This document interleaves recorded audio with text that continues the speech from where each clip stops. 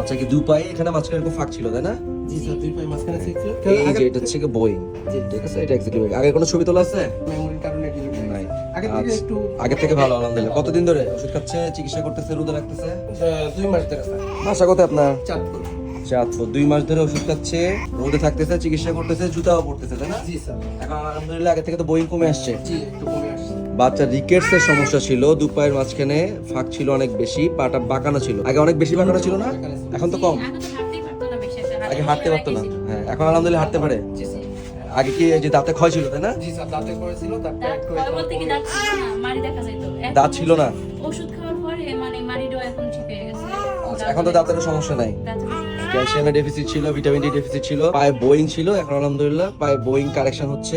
Regular রোদে রাখতেছেন তাই না? ঠিক মতো দিতে পারলে আল্লাহ দিলে আরো ঠিক হয়ে যাবে। হ্যাঁ, ইনশাল্লাহ ইনশাল্লাহ রোদে রাখতে হবে, ওষুধ খাবে, জুতা পরবে, সব কিছু একসাথে। ঠিক আছে।